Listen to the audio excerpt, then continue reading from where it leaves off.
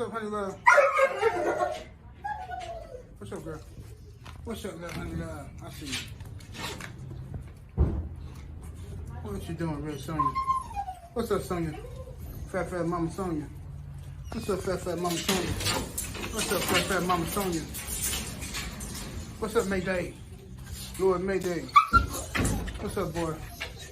What's up, Lord Mayday? What's up, my boy Doc? What you say, Doc? What you say, Doc? What you say, Doc? It's my big boy, Doc. What you say? All right. Welcome back, ladies and gentlemen, to another episode, another week of Game Dog Talk. Thank y'all for joining us again. Smash that like button, spread the word. We back again with the legendary schoolboy, Mr. Richard Garcia. How you doing today, schoolboy? I'm doing good, thanks. How are you? Wonderful. Yeah, just honored to be here with these group of good men. Yes, indeed. And we got the brother Welcome Down Ram, big step in the building. What's up, Ram? What up with it, though? Salute to everybody in the chat, man. Tune it in. Shit, make sure to hit that like button and share this shit all across the world. Yes, indeed. And we have the legendary roster man Boone in the building. How you doing today, sir? Jack God and Jack Gunners. Fraternity love. We here. Yes, indeed.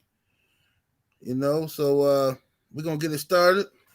We're gonna we got some questions from the community. They put some questions in from last week, so we're gonna get started with that after I do a quick roll call. See what we got in the building. Let's see here. Fat Farm Ray, salute. I see you in the building. City Boy Kendall, salute.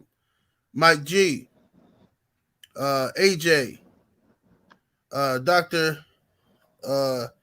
H19D, salute. Guillory Kennels, Welsh Kennels, The Game Station. Let's see here. Mike Lee, salute. David Valdez, Miami Snoopy 305, Grind Mode Kennels, Aladdin Saddam, Mark Casey, Live Life Real, salute, brother. YM87, let me see here. Trell Gillen, Luciano, Von C, Can't Stop, Won't Stop, F. Cervantes, SBO Kennels. Let's see here. William Kennels, William Torres, Chase the Coin, Man up in here, Anna Israel, Wawa, Stephen Harris, Dogman RT, Solo. Let's see here. Salute to everybody in the building, man. Appreciate all y'all being in here.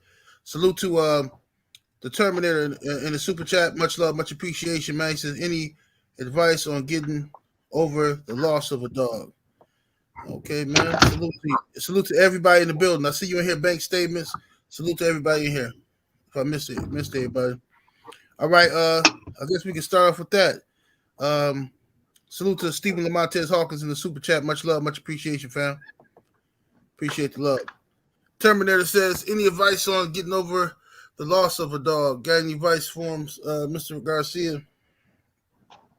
The quick response would be get another dog. Sometimes that helps, but you don't really ever get over it. You know, you're going to have those memories. If they're good memories, you're going to have them forever. You know, and the one thing about it is the loss may be there, but the memories are there too, and you know, that's what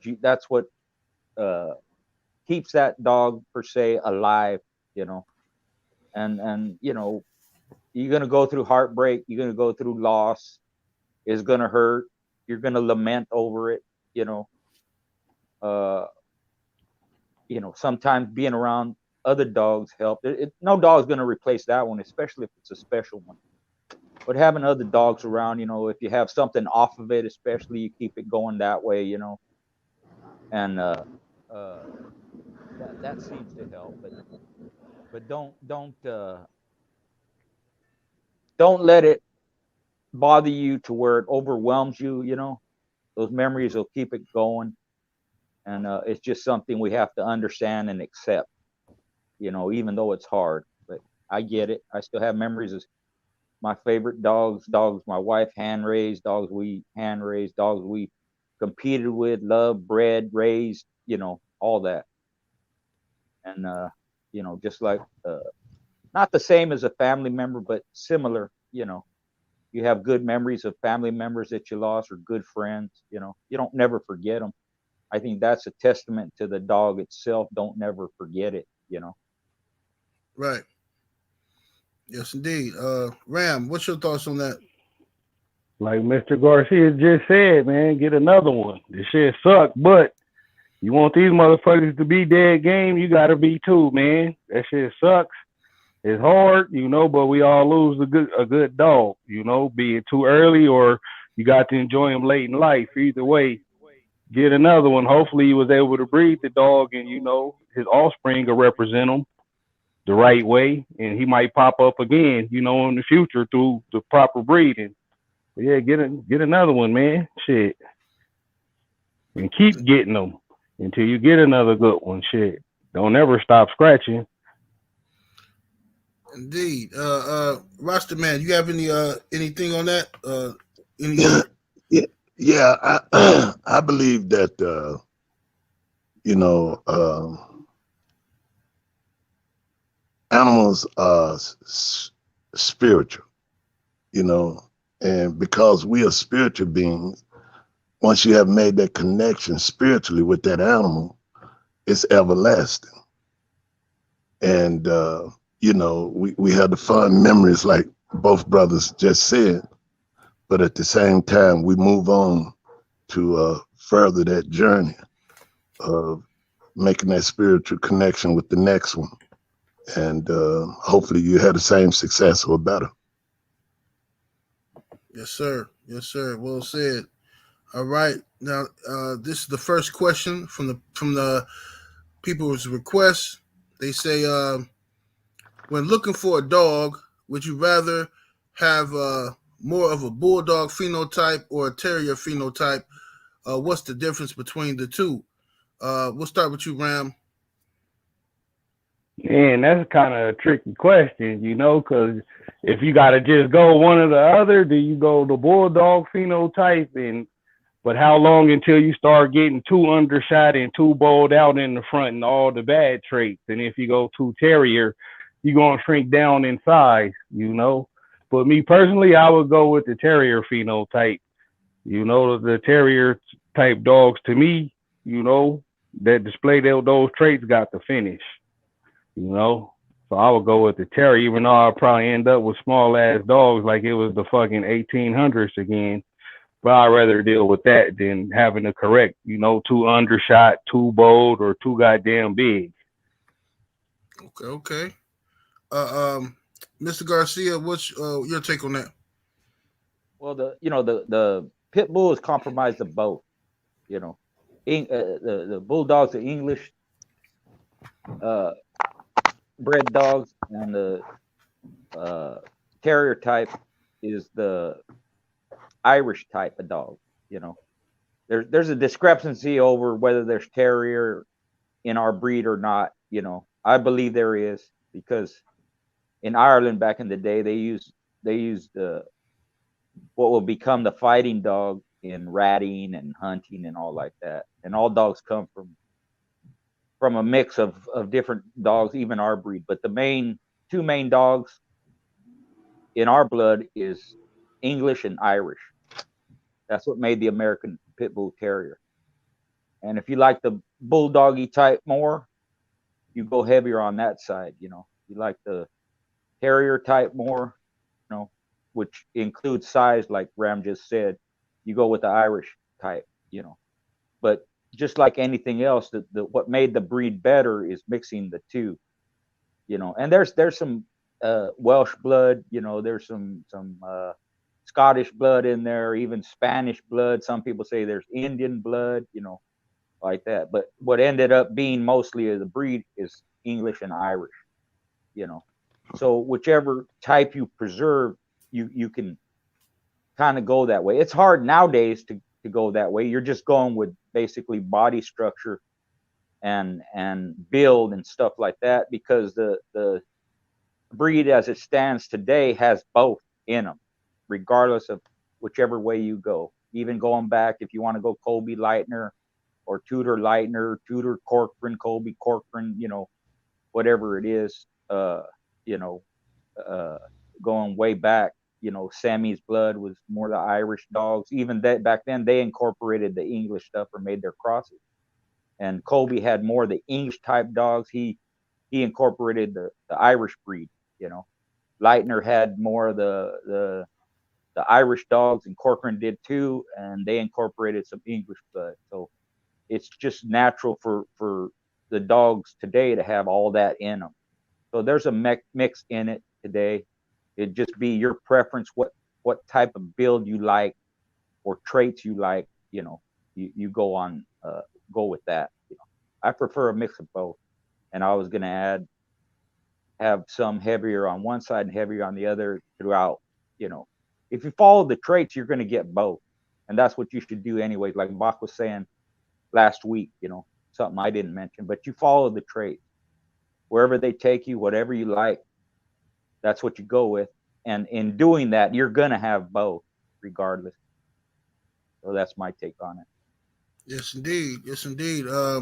Rastaman Boone, what's your take on that? What do you prefer, the Bulldog phenotype or the Terrier?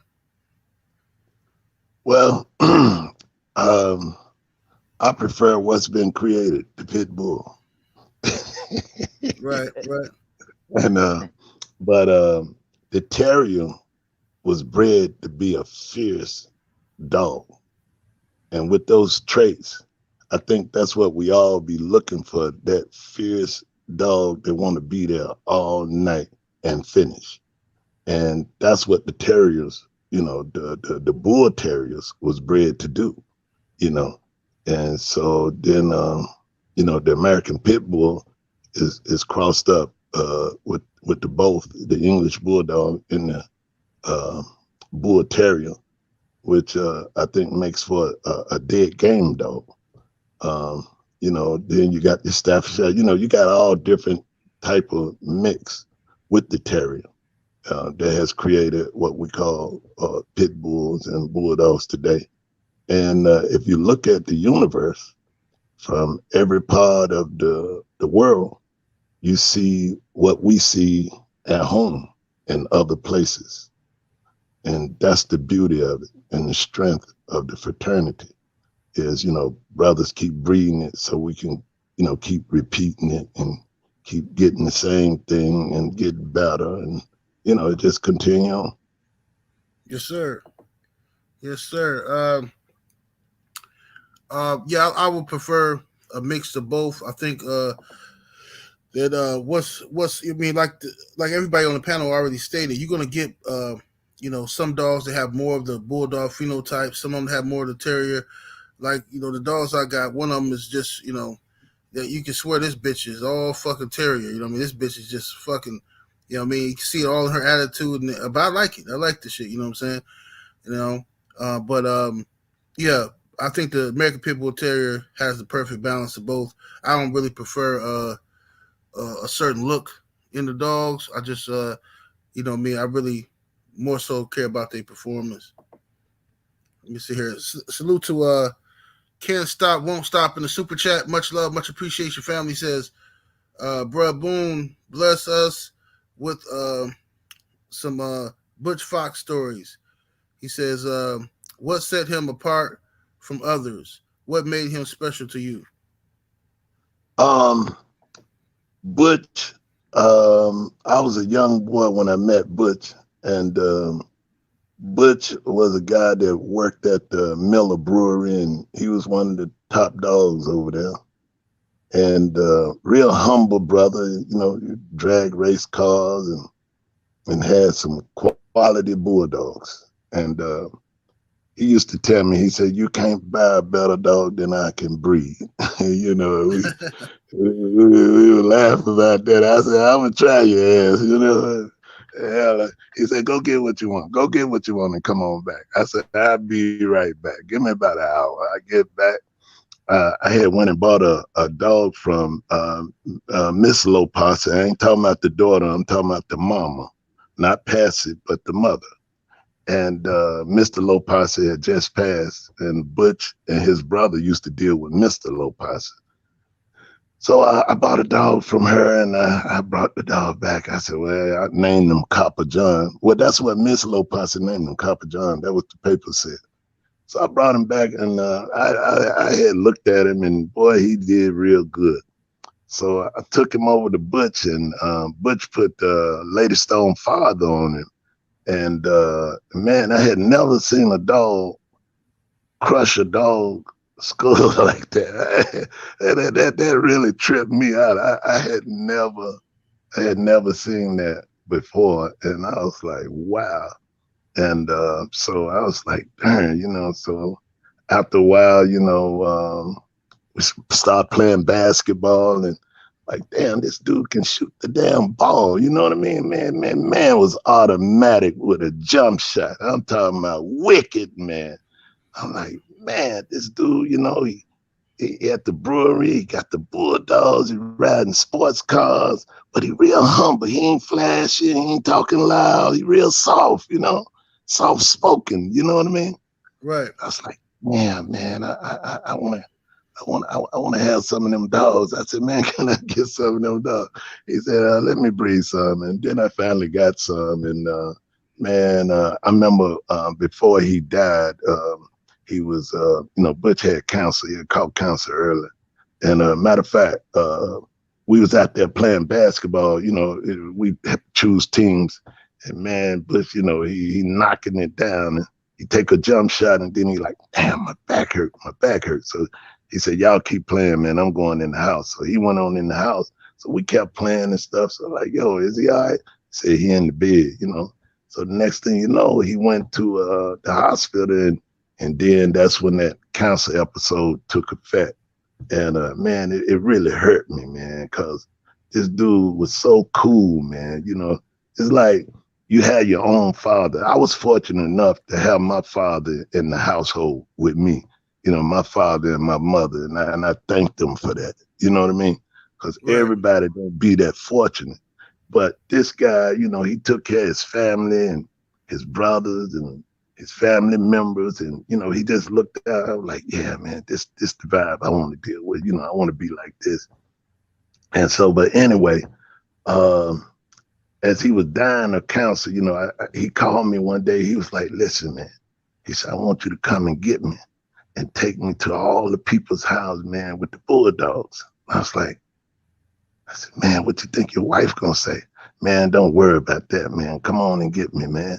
I'm like, man, I know she gonna talk shit, cause you know she'll talk some noise, you know what I mean? So I like, shit, I'm going to get him. So I went over there, picked him up, and we went to Fat Bill house, we went to Mr. Whitley house, went to Gene Smith house. Now we went to a lot of the old dog men houses that we used to go to frequent, and then after that he passed, man. So and when he passed, he had bred that last litter with Lady Stone in them, and it was like 9 males and 1 female, and she was the only female in the litter. And so I set out when he died. I felt like it was my duty to put him on the map, and I've done everything I could possibly do to let his name be known, because he was one hell of a bulldog. He didn't match a lot of dogs. He matched 1 or 2, but his love for the dogs and the care, you know, the care for the dogs, and then, you know, just vibing it the right way, you know, and he was very, very special guy. Y'all would have loved him, man. Y'all would have loved him. That's what's Sounds up. like a great guy, man. Yeah. Oh man, I'm telling we you. need more like him. We need more like him, you know. Yeah. Hey, let me say this one thing he told me. He said, listen now, boom. He said, you can't breed the dogs and keep them all. I said, what you mean, man? He said, listen, when you breed these dogs, you put them in people's hands that don't do dogs.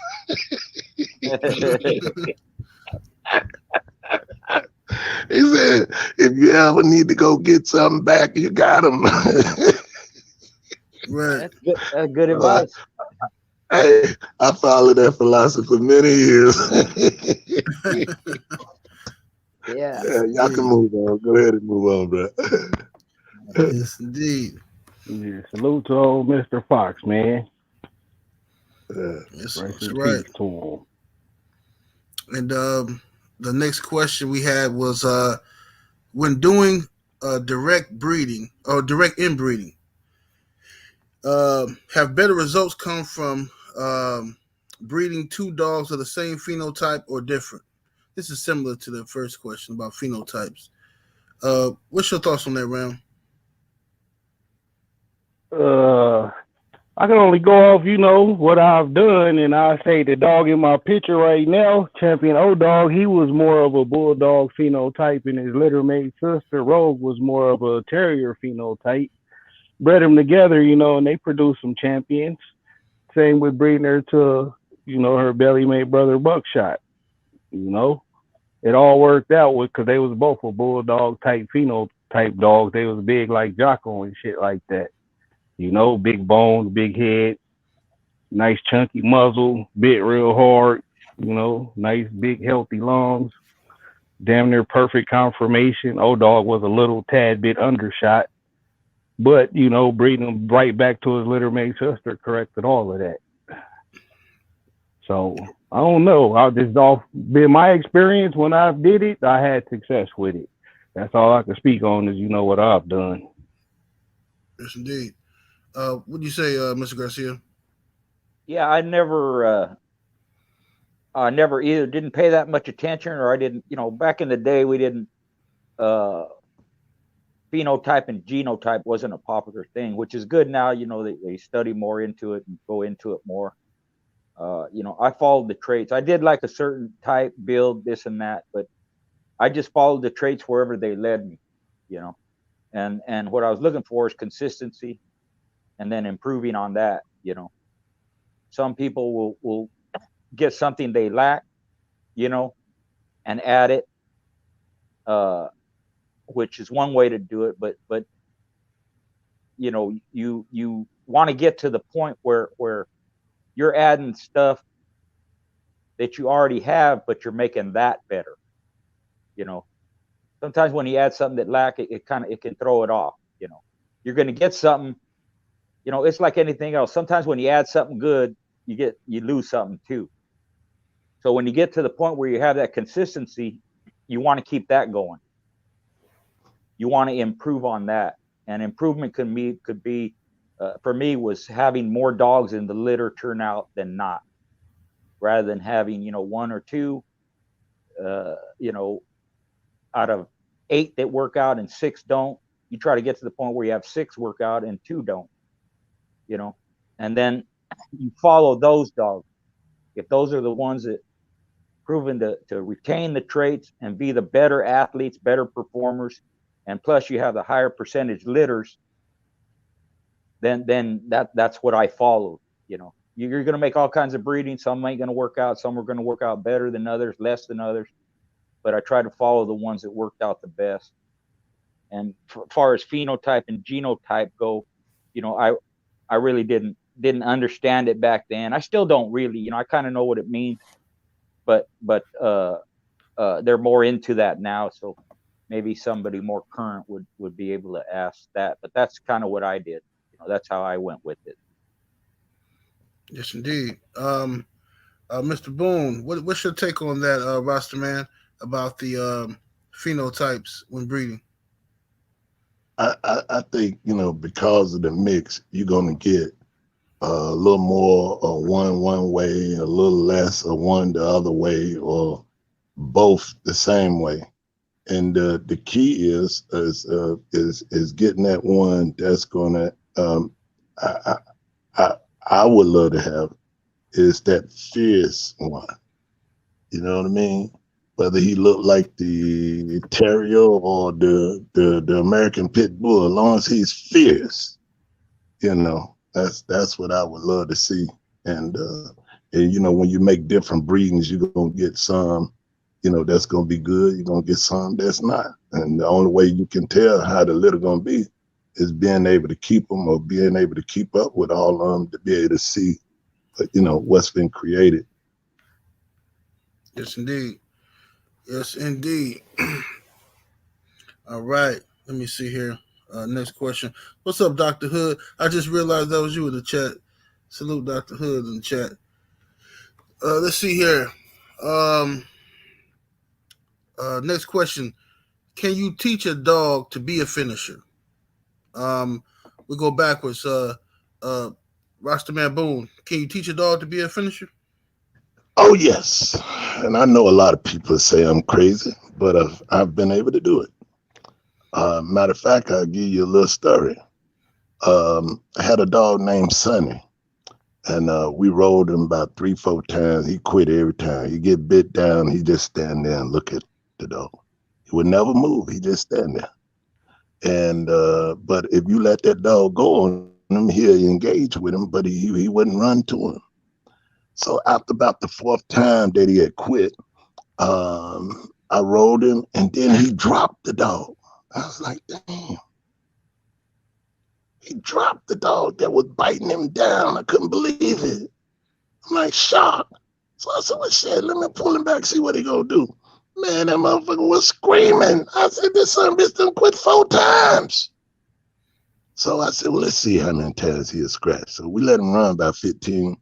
And when I finished with it, he probably had about 100 scratches on him.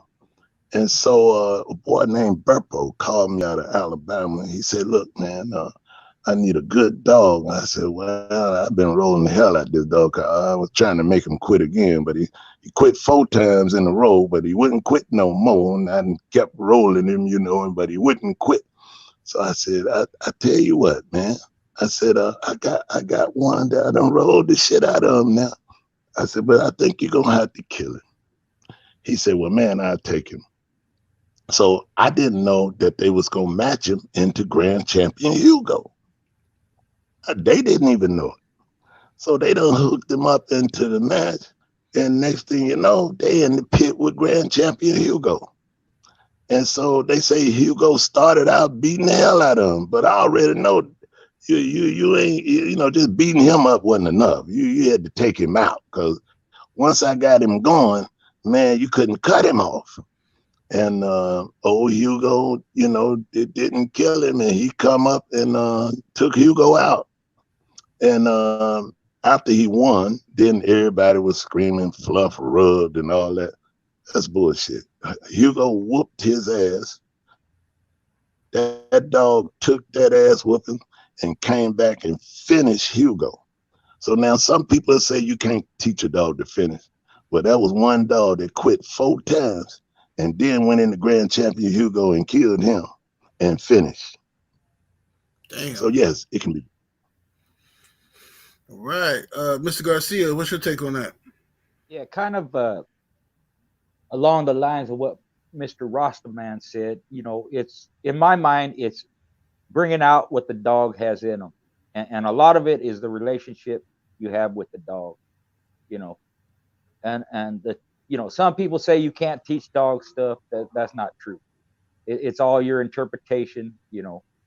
But when you expose them to something, or you put them in a situation where you draw it out of them, if it's in there, they're going to show it.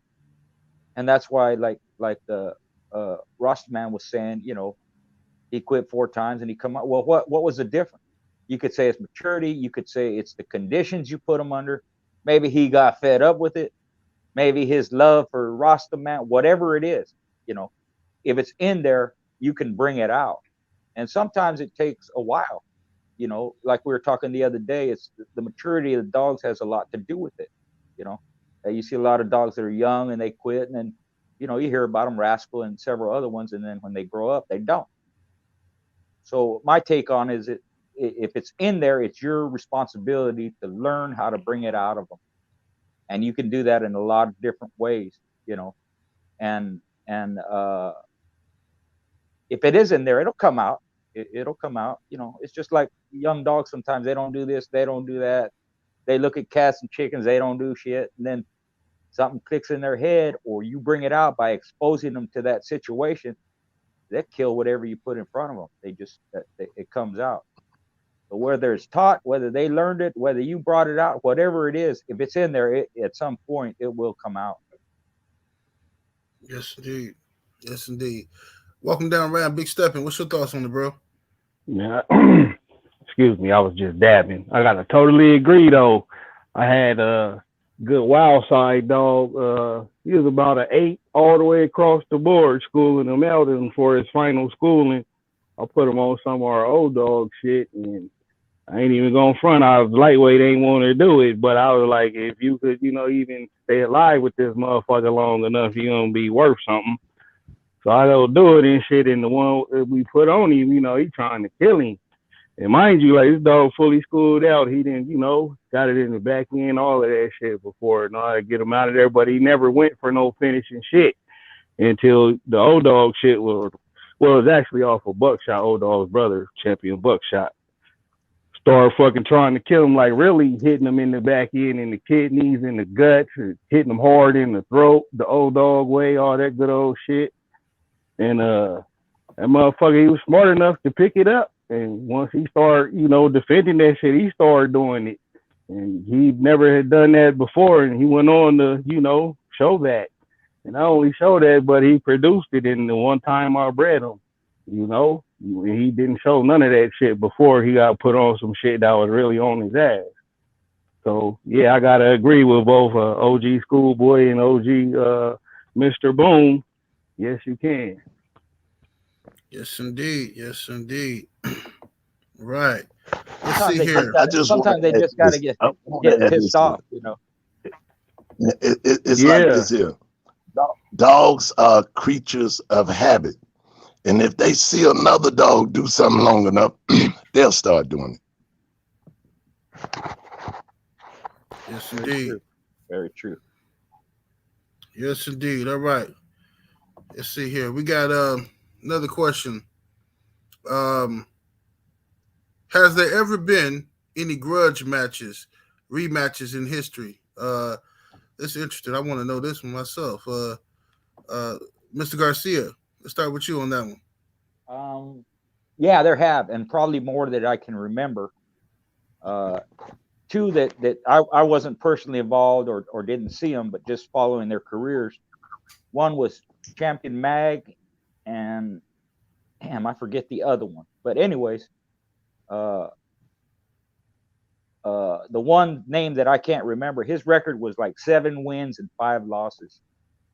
Well, him and Mag went at it, and the dog, I can't remember his name, he lost and he quit.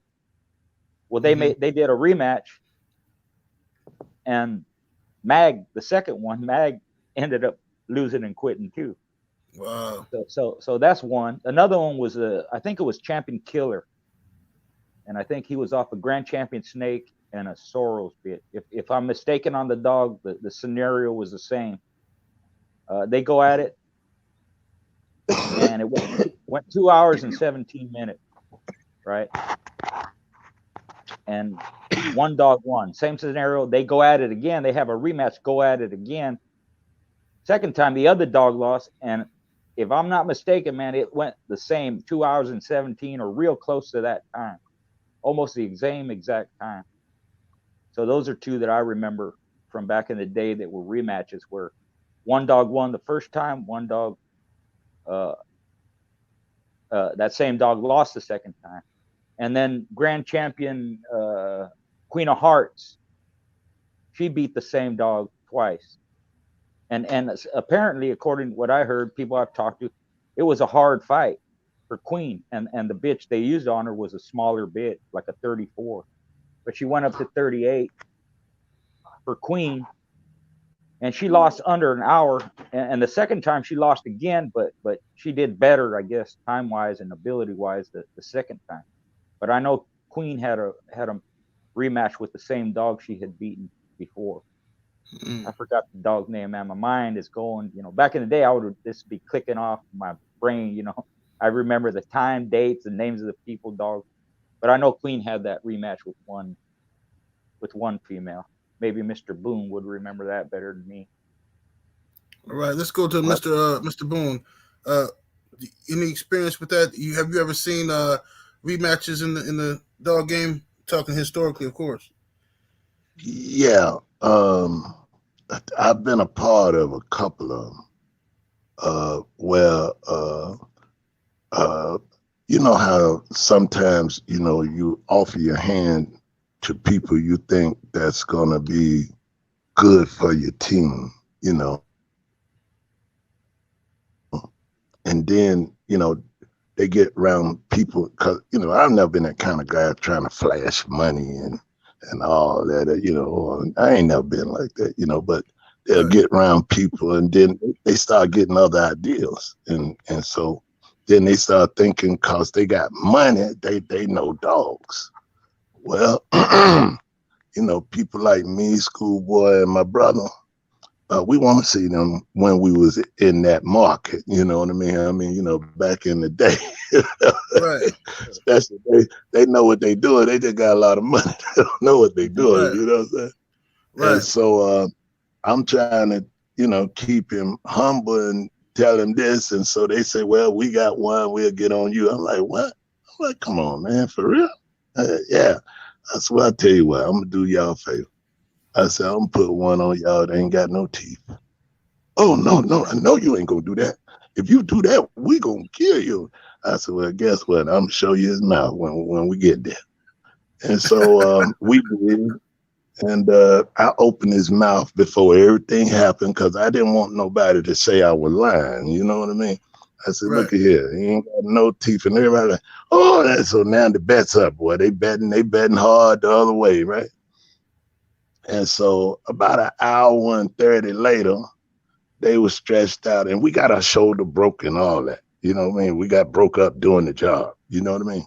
So that's why I was talking about that fierce terrier attitude. Because see, like you got some of them, they get broke up and they get up. But I want that sucker that'll get broke up and keep getting it up. You know what I mean? They keep going, And but anyway, and he did, and we won. And so the guy was so distraught. He called me the next morning. He said, "Hey man, I'm gonna bring my girlfriend with me, man. I just need to come talk to you." And I was like, "Damn. Okay, well, the hell do you want to talk about? You know what I mean? Okay, fuck it." I said, all right. I said, come on. So he came down. He said, man, I just want to know, man, what did you do for that dog to make him kill the dog with no teeth?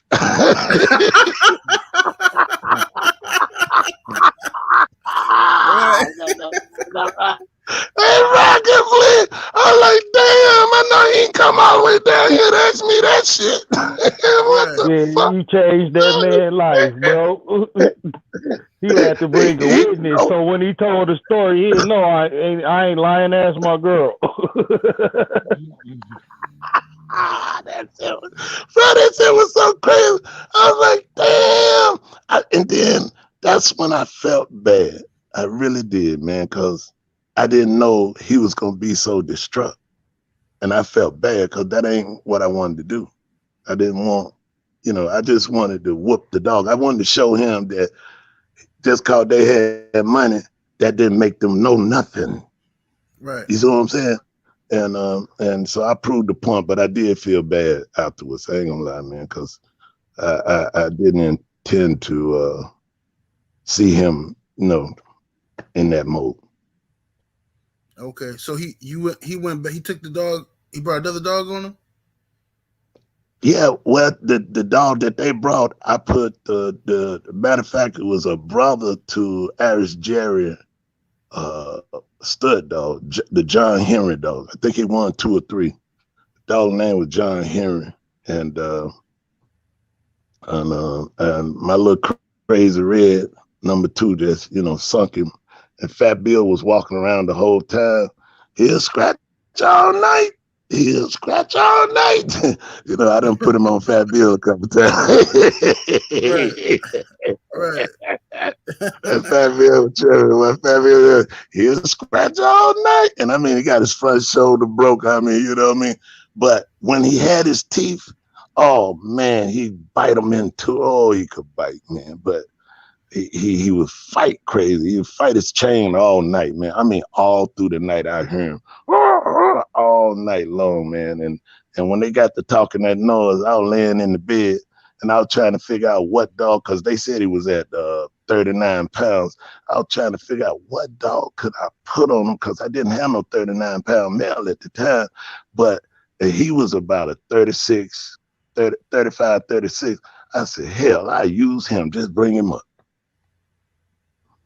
And Right. so that's what we did. But yeah. And, anyway, you can move to the next one, though. Oh, salute. Appreciate that. Go ahead. You got something to say, Schoolboy? I was gonna say I just remember those two dogs' names. It was Aldo Zeke and Yankee Boy's Mag. Oh, And okay. Mag had made Zeke quit the first time, and then Zeke made Mag quit the second time around. So that was was good action. yeah. It was. They couldn't believe it, you know. Man, welcome down round.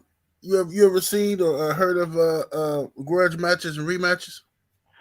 Not so much rematches, but like I would say grudge matches, because like he's my partner now, but he was one of our biggest rivals, and every time, you know, we'd call out our number, here this motherfucker come. Like fucking 9, 10 times in a row. Hey, got on the soft part of his ass, but he would not quit, you know. He was, you know, he turned out, you know, stuck with his program and got, you know, better quality dogs and better at it. No doubt, you know, he ain't quit. You feel me? But this motherfucker, boy, was #1 rival. Didn't give a fuck. Soon as he heard we got this number, he coming with something for it. Whether we be first timing, one timing, or going for a title, here this motherfucker come. And, you know, he brought it. He just didn't have enough dogs, you know. But I would say that, just seeing that personally, that would be, you know, one of my biggest grudge matches. Like, ran 9, 10 of them up on him, but he just kept fucking coming, you know. Yeah, that's good. But rematches, nah, not none personally, because, you know, I like the good brother, legendary Mr. Bakari was saying when he was on that finish, like, you go into me one time, you know, you win or lose, you ain't using your shit and lose, you out of here. We finishing you right there, and if you pick up, I bet you don't make it home. You feel me? So I never got no rematches, because, you know, finished a lot of shit either right there or they didn't survive it. But rivalry, yeah, my partner, he listening too. He already know. He probably laughing like a motherfucker. Right. Hey, I got a quick one to tell you too. Uh-huh. We was in Florida one time. The guys had invited me down there, and I think it was Missing Link or some people off of Link. They had went into S&K and them, and I told them, I said, pick the dog up. You know, I said, you ain't gonna win tonight. You know, I said, they in better shape. I said, but you got the better dog. And he was like, I got the better dog. I said, yeah. I said, because, you know, what your dog was trying to do, he just couldn't be consistent in doing it. And what they was doing wasn't about that. You know what I mean? Because he you know, he just in better shape. And so he let us work the dog. We brought the dog and put the dog on the program and brought him back. And man, he whooped that dog so bad, man. They was like, that ain't the same dog.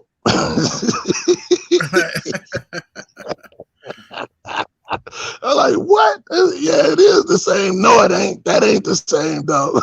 Ain't no way. That last dog didn't do that. I said, he ain't on the same. See, this is what people don't understand. Is, see, you know, different people feed different things. Different things give you different performance. Okay? And some is better than other. Some is less than other. But if you can get it right to get that good quality performance, it'll show every time you let it go. And so that's what I felt we could do with that dog, and that's what happened. He came back and beat him and couldn't. And matter of fact, they had a veterinarian to condition the dog the first time, and And when we brought him back and he won, and the veterinarian, you know, I was like, you know, he just kept staring at me, man. He just kept looking at me, and I'm like, man, what's wrong with this motherfucker? You know, we just won and shit. He just looking at me. I don't know what the hell was wrong with him, but anyway, we won. Right. Well, he could. That veterinarian couldn't see that it was he thought it was a different dog too. You know, he's wondering what. He was like, what the fuck? I spent all that money on vet school. I thought I knew how to condition. Like, you changed his life, bro. Yeah. OG changed his life. Yeah, he couldn't believe it either. I can't believe it's not butter. Yeah. Yes, indeed. The man didn't say nothing to me the whole night, man. The man just kept looking at me, man. I was like, what the fuck? Hey, he was mad as hell. Yeah. Like this motherfucker. He was trying to do a mind meld on you, Boone. He was trying to read your mind, trying to figure out what you did, you know. He was like, I want to cuss him out, but I want to ask him what the program is. Yeah. Motherfucker was at a goddamn conundrum. You short circuited his brain, OG. Yeah. He's like, I don't like him, but I want him to be my friend too, you know. I must know the way of the iron fist palm. Salute to everybody in the chat. Much love to the chat. I'll cut the joke so we can get back on track. I am a funny motherfucker. Be here all week. Appreciate the chat. Yeah, we'll be here all weekend taking tips and cash apps. Yeah. I got a good one for y'all here. All right. A good one for y'all here is a grand champion a true grand champion if it never beat a champion? Let's start with you, Mr. Garcia. Yeah, that's something that's been brought up a lot, you know. And the way I put it is, you know, dogs that have that career make grand champion and they beat champions or grand champions along the way, you know, they deserve more respect, I would say, you know. But the way the rules are set up, at least in the Sporting Dog Journal, you know, is you don't pick your opponents, you know. And back in the day, and even later on, like when I would go to Mexico, you know, you get who you're gonna get, you know. You put the weights out, and you might draw a champion or a grand champion against a first-time dog or a one-time winner, two-time winner, you know. But they're set up that way because, you know, if you say you can't be a grand champion unless you beat a champion, some guys are going to avoid you because of that. You know, they're just out of jealousy or whatever, you know, right. They're not going to want you to reach that goal. And, you know, if you look at from the dog's perspective, the dog don't care. He don't care if you is first time, two-time, three-time, whatever, grand champion, 9-time winner. The dogs themselves don't care, you know. But I would say, you know, you deserve more accolades. Maybe you deserve more respect if you do that. You know, there's some like, you know, well, like Joey. You know, he beat a grand champion Texas. He beat a couple of champions. You know, 6-time winner, whatever he was. You know, or Buck and Sandman. You know, 2 grand champions going into each other. You know, that happens. It's like you know, Muhammad Ali and Joe Frazier, or, you know, like that, you know, top of the line, you know. But again, you know, a dog with a title don't necessarily mean it's a good dog either. You know, it just depends. There's just a lot of factors where to make that a stipulation would be hard to have it stick every time, you know. So that's the way I look at it. Dog that beat quality animals, they deserve a lot more respect than maybe something that didn't, you know. But to make it a standard, it would be real hard to do. Yes, indeed. Welcome down around, Big Steppin'. What's your take on that? Man, hell yeah, man, because motherfuckers duck so cold these days, man, just like in the boxing world. A motherfucker have your weight until you win one, you know, in a good fashion. Then ain't nobody got to wait when you're looking for number 2. So you hook again, and then, you know, you trying to get number 3, and everybody got to wait, you know, for a whole year. And when you pop back out, everybody either a pound under or a pound over you. And then, you know, after you make championship, motherfuckers, oh man, you ducked and you just picking on, like, nah, bitch. You motherfuckers swear on your motherfucking dead homies, y'all ain't had this weight, you know? Yeah. But, And then how am I ducking? Yeah, then when you retire the dog, you got 30 motherfuckers got that weight, you know. I got it. Exactly. Like, come on, and I ain't talking about like no suckers. This is, you know, happened to me before I retired. This is what made me say, man, fuck this shit. You know, motherfuckers be ready to fight over that bullshit, man. Like, don't lie. I don't duck shit but the cops, homie. Hey, young blood. See, this the thing, young blood, is what we have to understand. We got some pretenders for real now. Yeah, you know but these is name brand cats, though. I'll go for, you know, the big shit. I want the top. But I was out there. Look at here. That shit just blew me, OG. And the fruit still ain't gonna be no damn good. Yeah. You know what I'm saying? Exactly. The proof is not in the pudding. Yeah, so all I'm saying is when they go to pretend, they let them pretend, bro, because your thing is not to try to outdo them pretending. Your thing it was the action. See, that's what you were trying to do. You know, let's go through this action and you know, and that's it.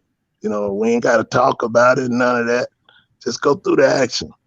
But yeah, you right, little bro. They be coming out, you know, in the past. That's what they did, man.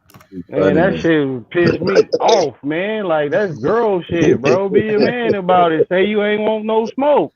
I respect that shit. If you got a monster, ain't no fool in hell no. Your shit crushed that motherfucker head last time, nigga. I'll bet with you. Shit. Right. I ain't got shit for you. I don't want my shit head crushed. What the fuck? I ain't stupid. You feel me? Say that, but I ain't got no head buster, you know. I just had good dogs at that time.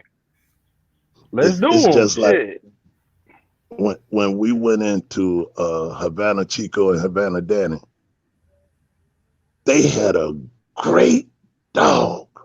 Blondie was a bad bitch, my brother. I'm telling you. I would have loved to have her, but they let her die. That's crazy. If Lady Stone would have been getting punished like she was, I'd have said, yo, it's over. Just like I did with Sadie. When Tornado got the punishing Sadie, and I seen Sadie couldn't goddamn, you know, get it done. I said, well, damn, how can I make some money? I said, shit, I bet them she'll go 40 minutes. They said she won't last 15. When the 40-minute mark came, I said, give me the breaking stick. They said, what you doing? I said, this shit over, man. What the hell you talking about? Hell yeah. So don't be too proud. If you got an ace and you know you got an ace and she ain't having her way, take her home. That don't mean she can't win again. Mm-hmm. Facts. Yeah. You know what I'm saying, bro? No, I ain't gonna let a good dog get killed. That's crazy. Yeah.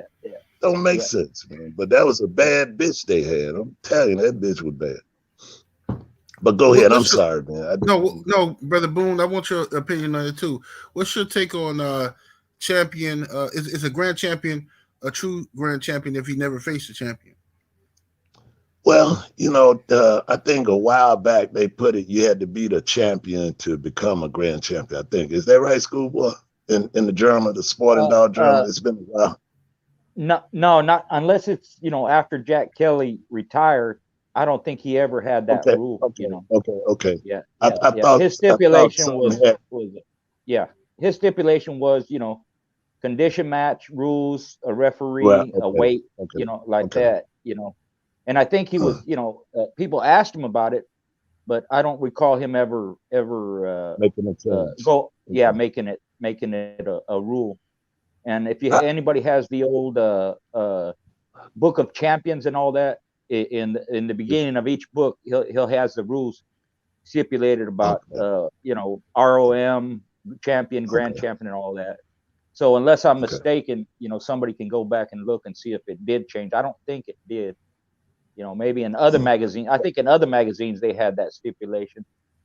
But as far as the Sporting Dog Journal, I always mention the Sporting Dog Journal because that was kind of the standard.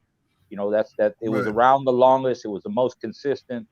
Always came out. You know, the only time it was ever late, the only time it was ever late was when he was in prison, and he even wrote a little, you know, paragraph.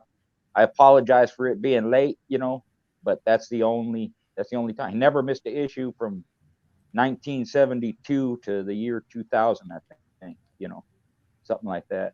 And that was kind of what everybody followed along, you know, and went with, you know. But I do think some other magazines, they might have made that stipulation where you had to beat a champion or grand champion, you know. My take on it is this, is the dog never knows how many nobody won. And if he been campaigning 5, whatever, you know, he should get the title. Now, you know, everybody will have their opinion about it. My opinion is if he win 5, hey, you know, that don't come easy, man. You know, you got to work to do that. You know what I mean? You got to put time in to do that. You know, you might have, by the time you finish with the 5, you might have 30 hours plus, you know, just seeing about getting there. You know what I mean? You know, and really more than that, because it's, you know, you going weeks, you know, at a time with your keeps or whatever, however they're doing it. So, you know, it's something that's earned. And, you know, I think if they win 5, you know, they grand champion. If they beat a champion, good. If they don't, you know, as long as they you know, getting the job done. And then you can say, well, if one done beat 3 grand champions or 2 champions or whatever along the way, then, you know, you can look at that and you want to give it a little more, you know, like if we base it upon the stars, you know what I mean? You know how they do hotels, you know, 2 star, 3 star, you know what I'm saying? Right. 5, right. whatever. You know, if you want to do that, then you can, you know what I mean? But that won't take away him being a grand champion. He'll still be a grand champion. So you say a 1-star grand champion, 2-star, a 3-star, you know, 4-star, 5-star. Hell, you killed 5 grand champions. Yeah. Right. Yes, indeed. Let me read these super chats real quick. Salute to Stephen Lamontez Hawkins in the super chat. Much love and much appreciation, fam. He says, just loving soaking up the game from the OGs and hearing the stories. I got into pit bulls after I seen White Fang as a kid. Yeah. A lot of people probably did, you know. Yeah. That was it was a classic movie. It's written by Jack London, and it's interesting because Jack London used to watch dog fights too. You know, they put a list out. Don Mayfield put a list. It's from the 1800s, and I believe Jack London is on that list. So, you know, a lot of them people, whether they were clergymen or businessmen or entertainers or music or artists or sports figures, a lot of them attended the pit fights. You know, like I mentioned before, Ad Walgas was a lightweight champion of the world. There's a picture of him handling a dog in a pit. So a lot of them, and we know like Jack Johnson and Jack Dempsey had pit bulls, was around them. So a lot of them, you know, it was familiar to them. And, you know, Jack London, he used, I think one of the dogs was supposed to be a pit bull, or, you know, White Fang was a husky or a wolf or something like that. Mix it was or whatever. a wolf. It was a wolf. Yeah. Right. So he incorporated that, but his inspiration was from the pit dog, you know, do that. Right. Hey, real quick then, White Fang or Walker Payne? Walker I Payne ain't was my seen movie. I ain't seen it, but everybody says it's a good movie, Walker Payne. I'll send you the link to it, Mr. Garcia. I'll send it to you after the show. Yeah, thanks. I appreciate it. Yeah. Yeah, I don't know how to do good- none of that stuff, so if it's a I good copy, appreciate it. man. Yeah. If y'all just getting in the game, watch that movie, and that's pretty much how the game is now. It's dirty, but it's glorifying at the same time. Yeah. That's all I'm gonna say. If you haven't said it, I don't want to get no spoilers up, but it's a dope movie. Yeah. Cool. Yeah, I've heard about it. A pink slip and a Colby dog. And salute to Fat Bill in the super chat. Much love and much appreciation, Fat Bill. Salute to you. Yes, indeed. And salute to the chat. Everybody that's coming in the building. Appreciate y'all. Let's see here. Another question. Y'all gotta forgive me. I got sneezing going on over here. Bless you.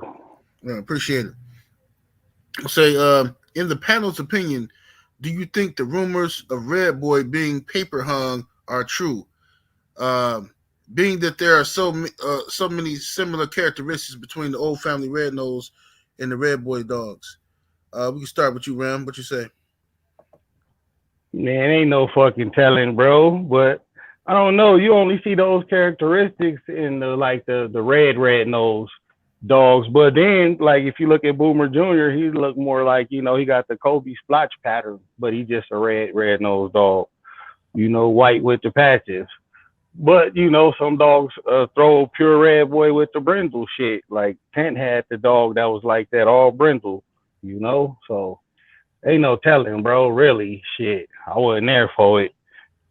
So, ain't no telling, man. I can only go off the shit, if I get it from a reputable breeder, and he did too, forward from what I do with it. Other than that, who fucking knows, man? Motherfuckers lie so much. Motherfuckers still lie on their dick, I do. See? So shit, lying on papers ain't shit. You feel me? I Who knows? lie. Long as the dog good. Yeah. I won't lie on way far back. Yeah. I won't lie on no papers, but I'll lie on that other one. Give me some good. It's funny because I'm lying to my wife, and she knows the difference. So. Yes, sir. Hey, schoolboy, I'm just messing with you. You done told him you're allowing your dick.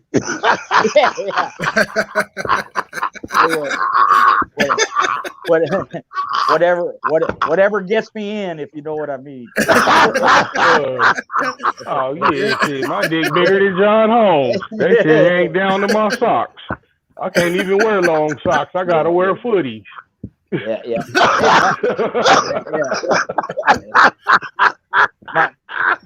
My wife, she'll go along with it too, but she's like, okay, yeah, you're right, Oh boy, y'all guys are funny, man. Boy, y'all guys, I really like this, man. Y'all cool as hell, man. Yes, sir. Okay, no more personal shit. All right, that's enough. Yes, indeed. I can go ahead and move us along. Right. Yeah. What was the next question? What was it? we got to ask the roster, man. What's your take on REDBOY dogs being paper hung? How you feel about that? REDBOY himself being paper hung. This is, and I don't. It don't stop with the REDBOY dogs. We know today and before now that tongue has had a fork in it. You know what I mean? One side to one story, another side to another story. So we know some stories probably been true. Then we know some stories ain't been true. So, I'm just glad that a product was developed for us to enjoy, because look at it. Whether it's right or not, look at the quality of dogs that some have managed to get. There's some quality animals that's done come from those papers, whether you think they right or wrong. You know what I mean? Right. Whether they right or wrong, there's some quality animals. And I mean, my brother here, he done had grand champions, and so who cares? You know what I mean? As long as you keep doing that kind of business, it's all right, ain't it? I You ain't know? had no grand champions yet. I lost the one though in Yonkers, but I ain't had that yet. I had hella champions though before Well, I that's got good. out. That's good. yeah, that was always a goal though, but life happens. Schoolboy, I'm sure schoolboy, you done had a grand championship. Well, my dog produced, 3 of them. Okay, but that's Personally, that's good. yeah. Personally, I ain't had one. I had a couple of champions, beat some real good dogs, But yeah, that one male Big Red, he produced 13 champions and 3 grand champions that I know of. Whoa, whoa, Yeah. man, Big Red to the maximum, huh? Yes, sir. Yes, sir. He was just one of those type. You could breed him almost to anything. He'd throw you something. He just had that prepotency in him. Yeah. And, had that Jeep in him for real. He was like Jeep. Yeah. You breed that motherfucker to a walrus and get a match dog. Yeah. Breed him to a fence post and get game splinter. Like Hell yeah. Hampton USA Kennel, salute to you in that super chat. He say salute, fellas. Salute to you, brother. I appreciate it. Much love, family. 414 Salute. You got another one too, prime time. Prime time, Red Boy JOCKO for life in the super chat. Much love and much appreciation. He says general tips on conditioning. All right, we'll come right back to that after I get Schoolboy's take on I want to I gotta go Ram's take on the Red Boy. Did I get your take, Ram? Yeah, I went first. Okay, yeah, Mr. Garcia. Mr. Garcia, what's your take on it? I'll go with Mr. Boone said, enough said. I don't know. There's so many stories, but the point he was making about, there's good dogs, paper hung or no paper hung, with my dogs, I kept all my pets straight. They are what they are. Whoever deserved the credit, they got it. If they didn't deserve it, they didn't get it. But if we, whoever goes back, listen to this, listen to what Mr. Rosterman said, and that's a pretty good way of looking at it. As far as Red Boy goes, I don't know. I've heard stories, all different kinds. I don't know what's true. And like you said, at this point, don't matter. Yes, indeed.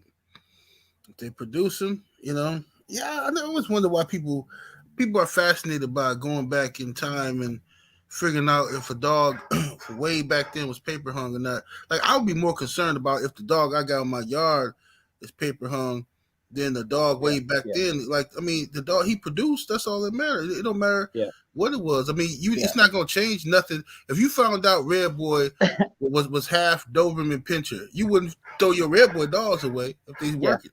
True. What matters, in real time is what's most important, and if you look at it like this, let's say you got a bunch of dogs, bunch of pit bulls. Back in the day, we're talking. You didn't know how none of them was bred. You're going to breed what you think are the best ones. You're going to follow those traits, and you would build your own pedigrees that way. But behind all that, you wouldn't know what the hell they were. So in that respect, it don't matter. If you know how to breed, you're going to get good dogs, regardless of what the pedigree says. We like knowing the truth because it matters. We like keeping the thing straight because it matters. And in as far as I'm concerned, I want the dogs that deserve the credit to get it, and the ones that don't shouldn't get it. But in pit bulls, it's very important. If you look at game fowl, it ain't that important, to have their pedigree straight. Most of them guys, they don't care, and a lot of them game fowl breeders, they would not tell you how their dogs are bred. And if you wanted one, you bought it. If you didn't, they didn't give a shit one way or the other. That was just their way of keeping their shit to themselves. And it's filtered over to the dogs, but people look at it different, where it's common amongst game fowl. It's not a big deal. It's common amongst pit dog people, but it is a big deal, So, listen to what Boone said. No. We see. I'm representing the fraternity, and tonight we are a panel of brothers. So just listen to what all us have to say, because we all have something to share. and that's the beauty of our game. You know, that brothers from different walks of life, different areas of life, that share the same love, and which everybody listening to us share too. So we just fraternity love, brother. Yeah. Yeah. Respect to you. Yes, Yeah, indeed. respect to all y'all. Yeah, man. Respect. Africa is home in the super chat. Much love and much appreciation, fam. He says, salute to the panel, peace to the chat. I had some Jeep REDBOY blood, Snooty Cross. He says, when I was 18, what's your overall take on Snooty bloodline? And also, let's not forget the prime times question about general tips on conditioning. Let's go to Mr. Garcia. You have any general tips on conditioning for prime time? Yeah, I tell people, you know, when you're starting out, you know, you got to practice a lot. Practice. Try and be as consistent as you can. You know, when I conditioned a dog and I knew the set time, sometimes when you're on a show, you know, a multiple show, you don't have a set time, you know, because you never know if you're in the middle of it, unless you're the first one on the show. You know, second, third, fourth, fifth, whatever it is, there's not a specific time that you're going to go at because you don't know how long the rest of them are going to go. But if you do, you want, you know, for me, I tried to make it to where my dog was ready to go at the time of that show, you know. And by consistency, I mean, you know, I'm going to take them out, walk them out so they empty up, warm them up, you know, that warms them up, get to work, bring them back in, cool them down, you know, weigh them up, do the rub down, feed them like that. And I just want that consistency all through the keep, however long it is, you know. So I always tell people starting out, just practice. You know, when you have your dogs and they're young, even if they're young pup, you know, you want to introduce them to some type of exercise. And what I did was, whatever methods I was going to use during my keep, you know, I would start them when they're young to learn what they were going to do if they made the grade. A lot of people in the past, you know, which always flabbergasted me, man, they didn't do shit with their dogs until they got them hooked up. And when they get them hooked up, that's the first time the dog ever saw how to work. Some of them won't work. You got to show them, you know. So they would be a step behind. That was in my favor. For mine, they already knew how to work. Whether they made it or didn't make it, I'm going to teach them. And if they made it, they already know how to do the work. It's easy peasy. They're right on time. And that's basically what I try to do, have them on a schedule, you know, because the day of the show, that's exactly what I'm going to do. I'm going to bring them out, take them out right before the show, right before it's my time to go, empty them out, wash them up. They get in there, bam, they're good to go. They're accustomed to it. They're used to everything, including being hung on a scale, including being washed. You know, I don't want them freaking out. They you know, I tell them, get them accustomed to different noises, atmospheres, all that stuff. I don't want nothing freaking them out. Not no big crowd, not no quiet crowd, not no lights, loud noises. None of that stuff bothers them. They're used to it, whatever the conditions are. They're used to traveling because I'm going to drive them around. I'm going to go up to the mountains. They're going to play in the stream. They're going to run around. They're going to chase squirrels. I'm going to have them go through the drive-through McDonald's and get their hamburger too, and all that stuff. Nothing's freaky to them, including surfaces. They're used to cement or grass or asphalt, whatever.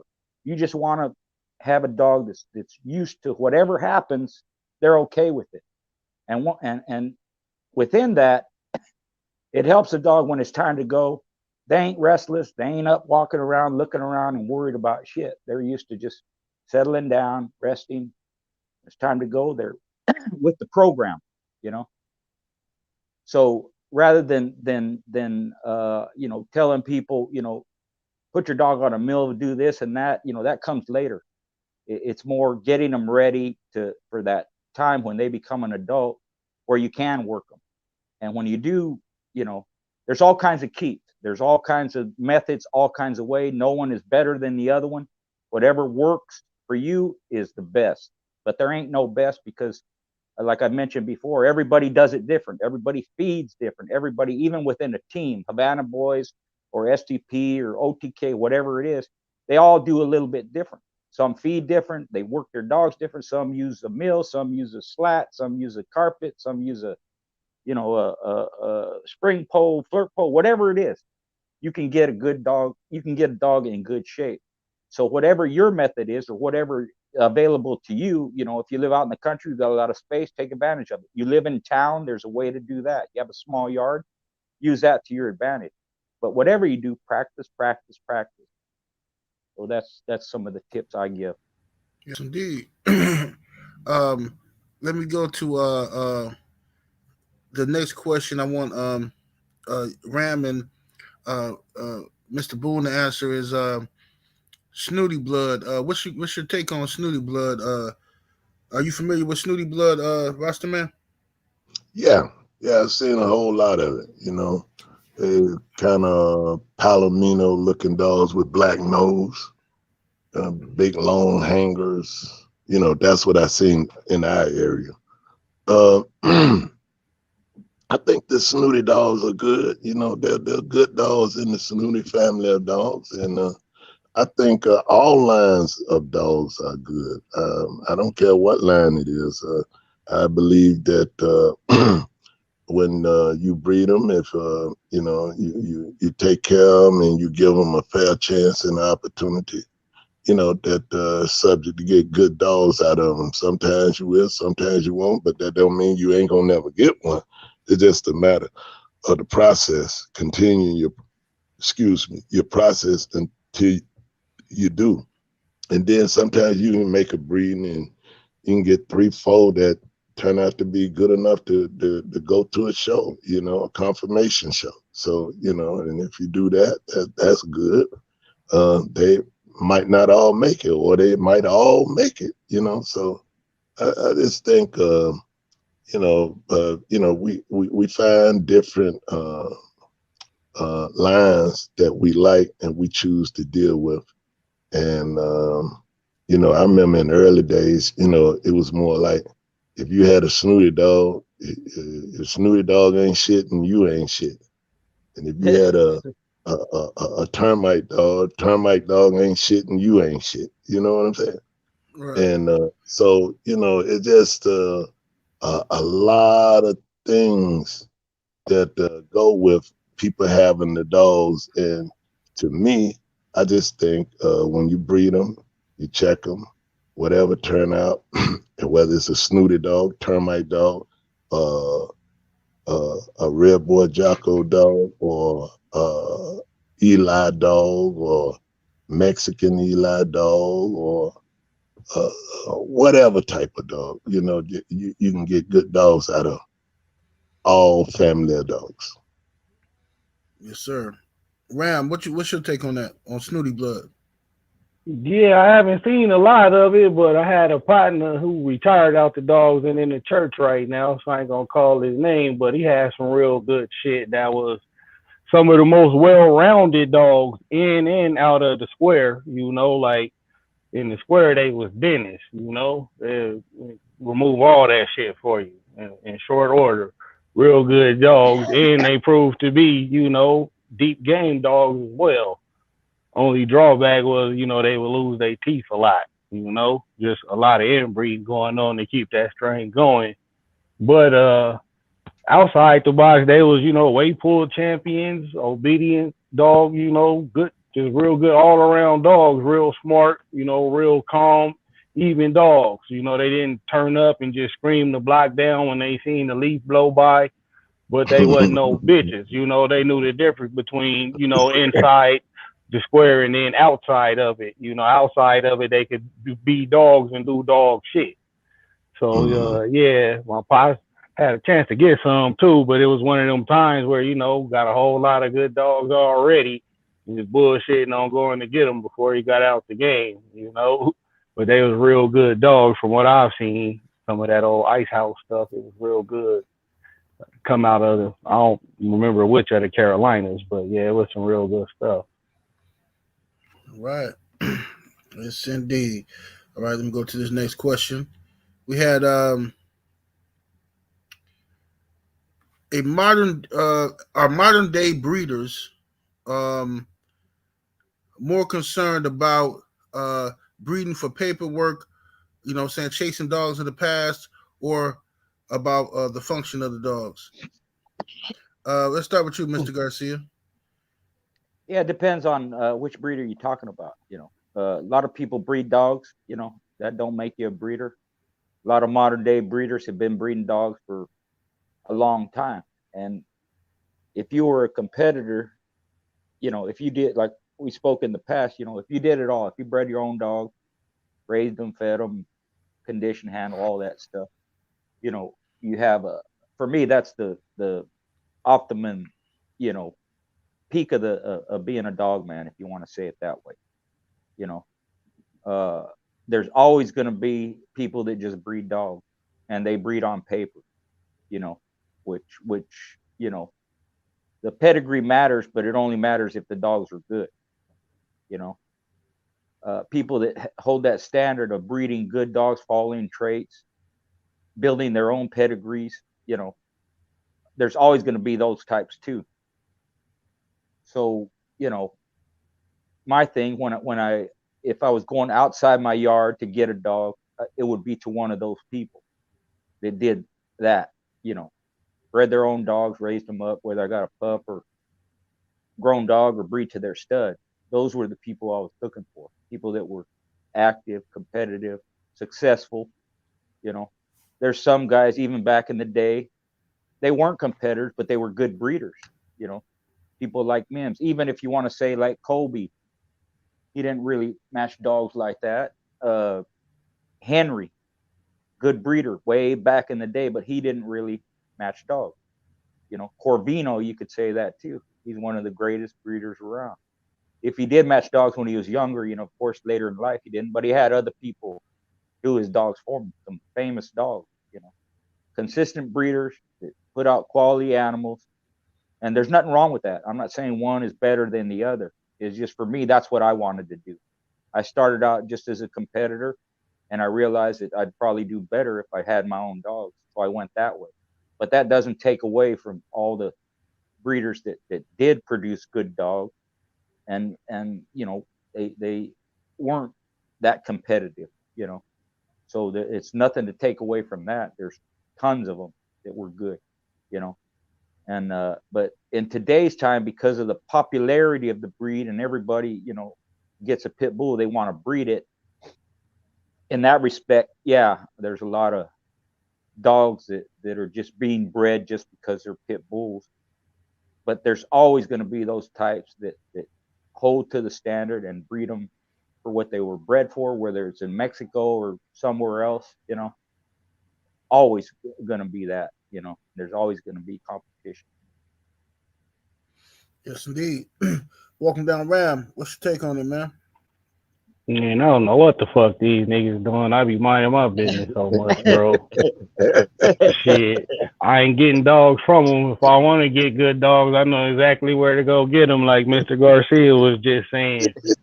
So you motherfuckers do whatever you want to do. Most of these big name motherfuckers I've never seen nowhere I've been. I'm like fucking Motel 6. I've been everywhere, man.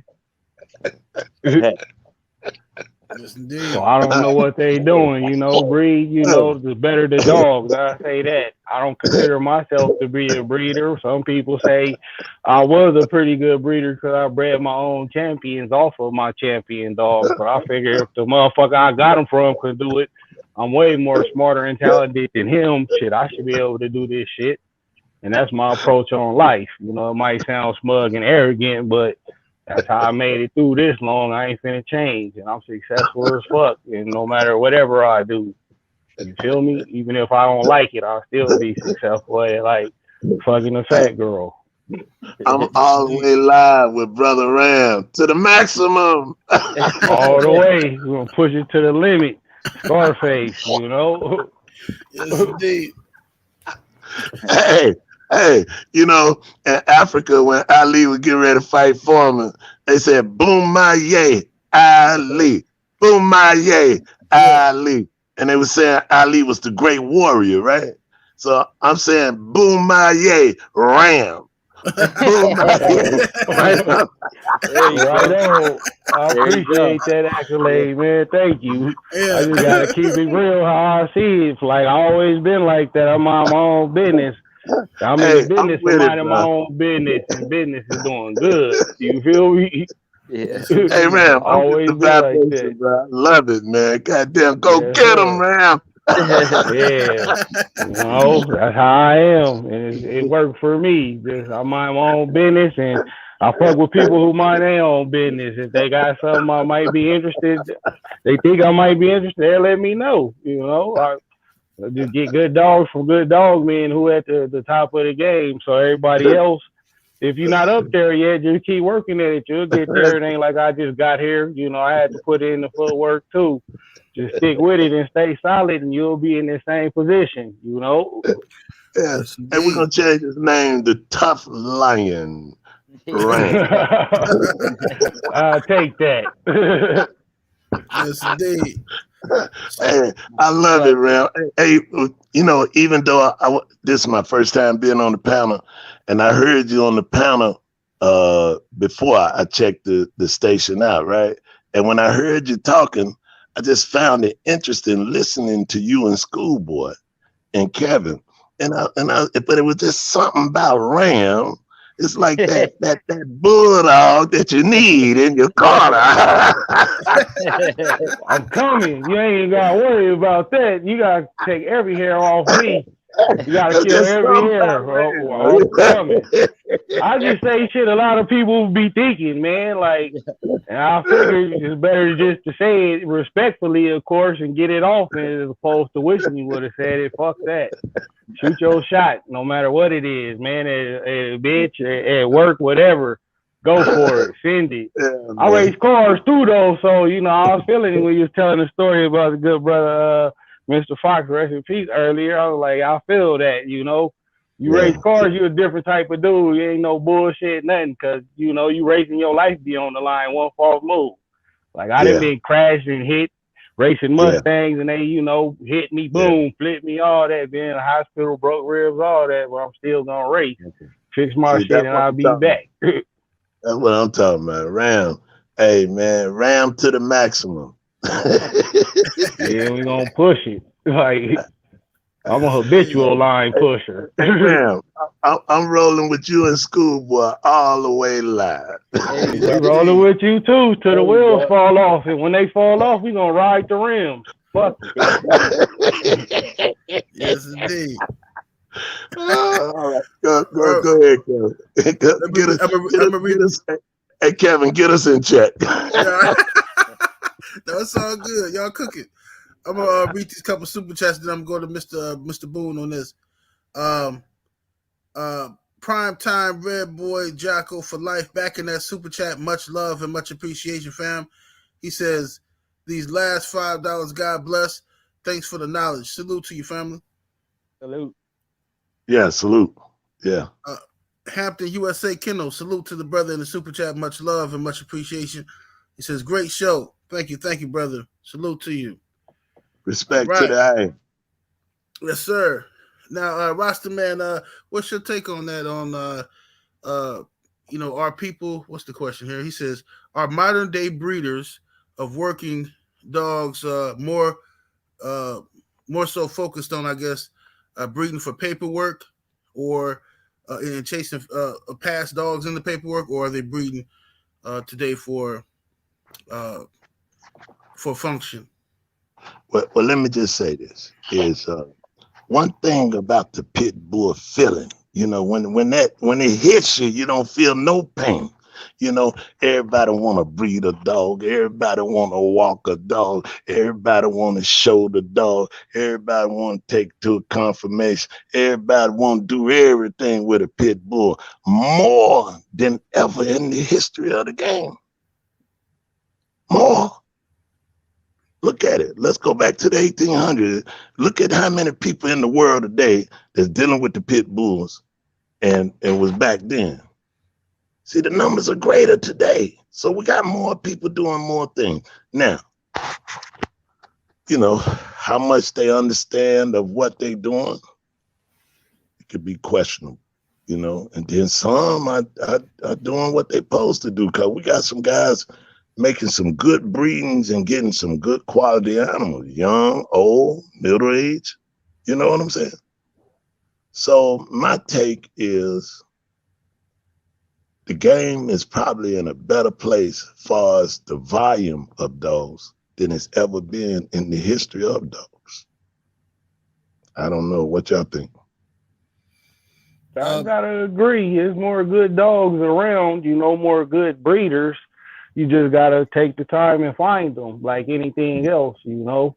It ain't like going to the car lot and saying, I want this Hellcat, and, you know, you just, boom, here go my down payment, give me my goddamn red keys. Like, you actually still gotta know motherfuckers. Like, people still actually value a vouch, you know? Yeah, that's right. So no matter how long you've been in the game, like, if you're on Schoolboy Facebook panel and you want to contact me, fuck you. I don't know you. Like, he only know you from here. He don't know you, and that mean I don't know you. There's no hard feelings at all. That's just how I am and move through life. You know.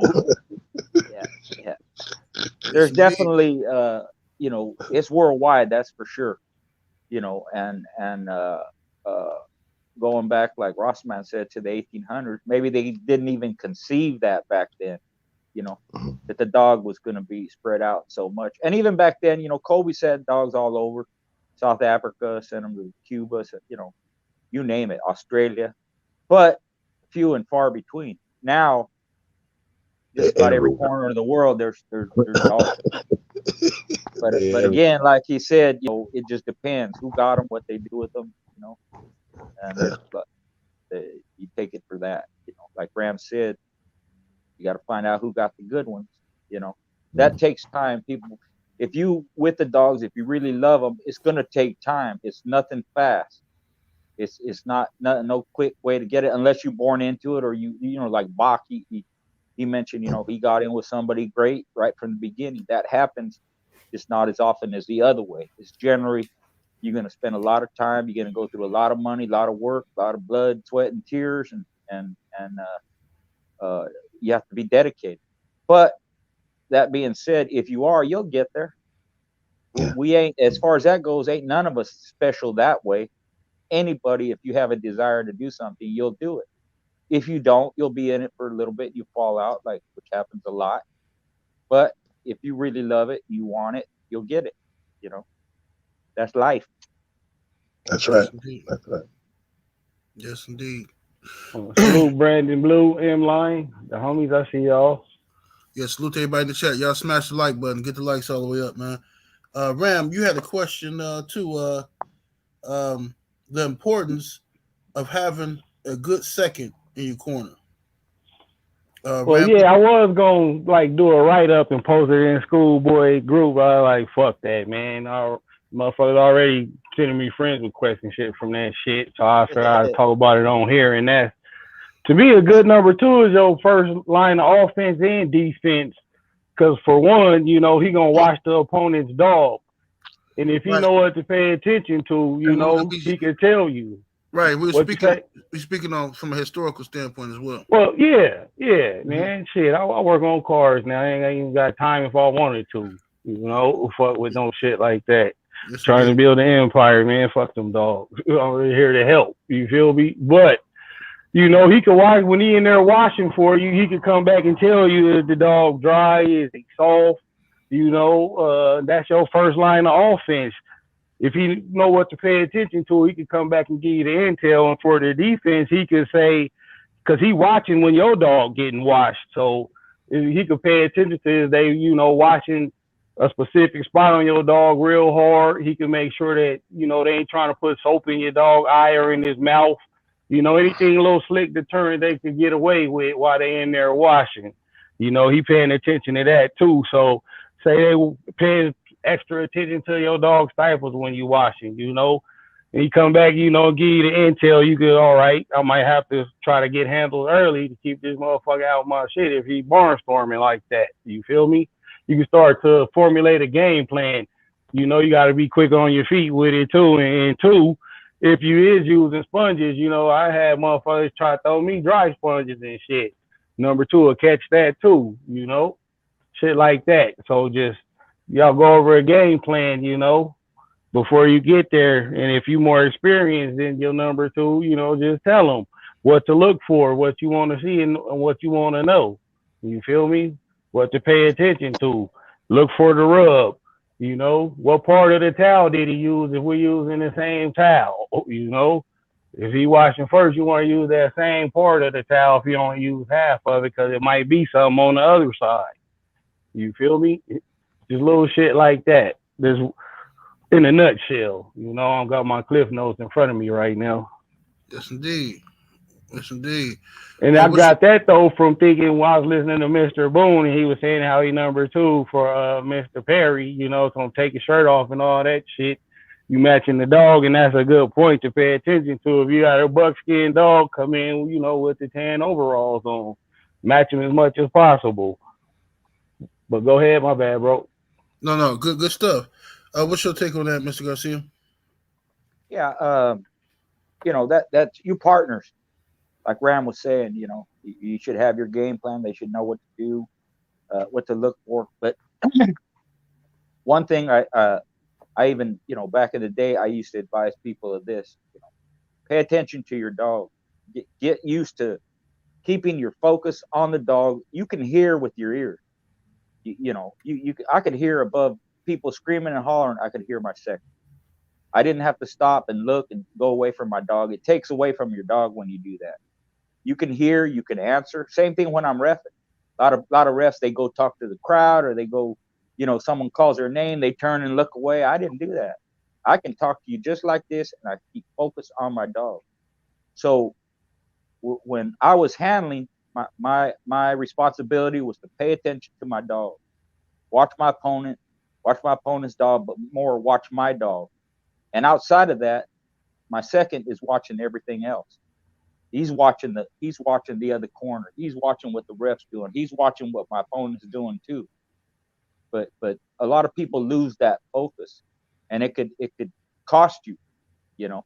So I had to get that in my head, that stay focused on what I'm doing, on how the show is going, but still be able to hear what's going on around me.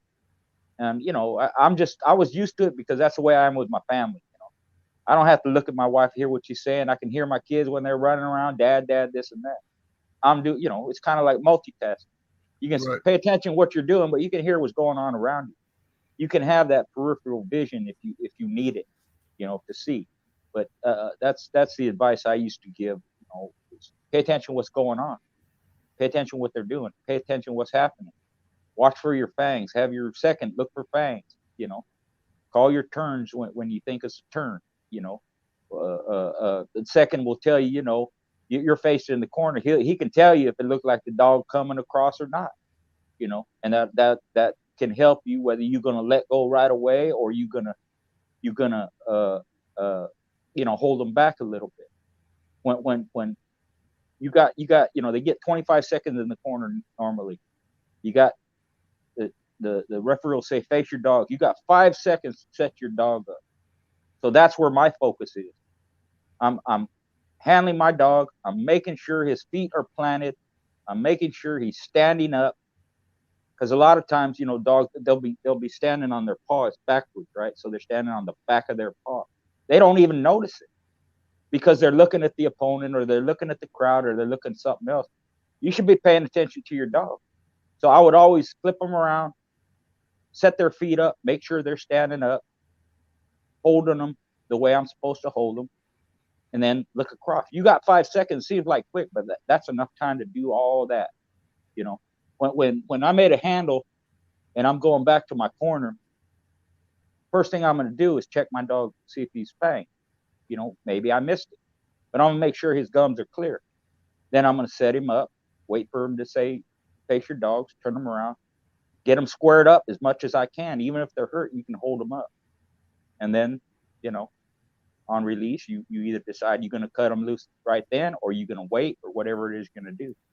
But you have to get an idea of following along what's going along. You know, there ain't no predetermined plan of it's going to go this way and I'm going to do this and that. But within that, you have to think, well, if this happens, what I'm going to do. If this happens, it's kind of like a chess game. You got to think ahead of time. You know, if something happens, how am I going to handle it? Where am I going to position myself? How am I going to move around this thing? Where is it to my dog's advantage where I'm placing myself. You know, don't let people cut you off. There's a lot to it, but within that, like I said, pay attention. That's one thing I see people making a mistake. Even referees, they ain't focused. They ain't paying attention what they're supposed to be, and they'll miss a turn, or they'll miss somebody cheat touching their dog, and they can't call it if they didn't see it. So whenever I was refereeing, man, that's the way I was. I pay attention to what's going on right in front of me. I don't care what anybody else is saying outside the box. I don't care somebody hollering my name, hey ref, hey ref, hey ref, this and that, that. I'm either going to answer them and keep my focus, or I'm going to ignore them. One of the two, you know. But that's as far as that goes. The second is your second line of defense. He's your backup. And mine was always somebody I could trust, whether it was friend, family member. Usually it was one of the two. My son, you know, like that. And they know what to do. So I have to have confidence in them too, that they're going to handle their part, you know. Yes, indeed. Mr. Boone, what's your take on it? A second. I think it's important to understand that it's more than two people to do this job, and I'm gonna explain it to you why. Is okay, if you're gonna have a corner man, that man should be with you while you washing your dog and going to the box. Then you should have another guy that's experienced and know how to wash and do that job and go to the box with that guy, never leaving him.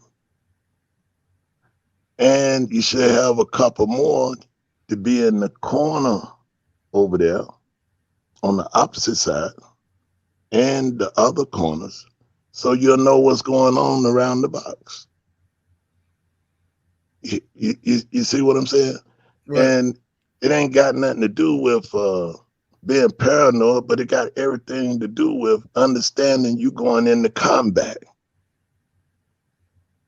You see what I'm saying? So you got to make sure everybody post up where they need to be to make sure that, you know, the outcome, you know, be done as fast as it possibly can. Everything the schoolboy said, I believe. And everything Ram said, I believe too. But I'm just adding a little bit more, which, you know, if you got 4 or 5 of y'all together and you got one that's watching the dog, and then you got one that's experienced and know what he looking at, you know, just cause he your homeboy, that don't mean he know what he looking at.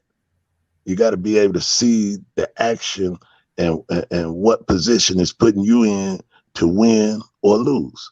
You know what I mean? Like, you know, what I did for Perry Powell, hell, his dog was getting killed and he was stuck. You see what I'm saying? He just looking, you see? Right. And until I said, come here, man, you know, your dog dying. And so once we got that understanding, then he, you know, he had to go into that mode, calling a turn, and then making a good handle. He made one of the most one of the most ridiculous handles I ever seen from the bottom. Bam, off the bottom. But that was required for him to win, because if he hadn't did it, his dog would have died. The dog died anyway. Do you see what I'm saying? Right. So understanding how to be and how to be able to see things that can put you in a position to get better results and things of that nature, man. So, you know, it's very important to have a corner man and not only that, team players to be able to play those positions. It's just like a basketball team. You got to have a point guard, a 2 guard, a 3 guard, a power forward, and a center. And so everybody need to understand their role and play their role. You know what I mean? Instead of want to talk and run your mouth and play tough guy. You know, that ain't what bulldogging is about. Bulldog ain't about being tough guy. You know, it's everything about competition, competing on the highest level. even when the thing is set for you and you're not the win, you don't, you know what I mean? You can, whatever everybody believes, that's on them, but you got to believe you can. That's the only thing gonna get you through. And that dog will feel that energy. And if you exemplifying that energy through that dog, I'm telling you, that dog will give you everything he got. But you got to do the same for him too. So, yeah, my brothers, all y'all been great with this. I like everything y'all said, and I agree with you. Well Good said. points. Good points. Yeah. Experience. That's where that comes from. Get out of here, school. Get out of here. Sure. I say this, and get this spot. I'll say this, Rasta man, and you can understand it. You can't fake the funk, man. That's an old term. You either know what you're doing. Right. I enjoy it You too. got that shit right. Everybody got their point of view, and if you got the experience, it's very helpful. It's very helpful. Yeah. Even for people, we ain't active. Nobody here ain't active. But No. but people want to know the history of it or what happened, how things were done. That's one of the things I enjoy about it too. Yeah. People, I know because I do this myself. If somebody's talking, if we're talking about the past, whether it's a show, a match, whether it's some event, you kind of going in it with it in your head. That's kind of cool. Yeah. You can follow along and you can imagine what's happening. I get that a lot when I talk to people. They tell me, man, schoolboy, when you write something or you say something, it's like I'm right there. Well, that's my intention. Trying to put the person, in their mind at least, where they can vision what the hell we're talking about. Yeah. So, respect to you, brother. That's good stuff. Yeah, respect to all y'all, because see, it's that energy that y'all giving off is bringing the signal that's coming back. Bruh, you, Ram, brother Ram. Tell him, Ram. Say it again, Ram. Tell him what's happening.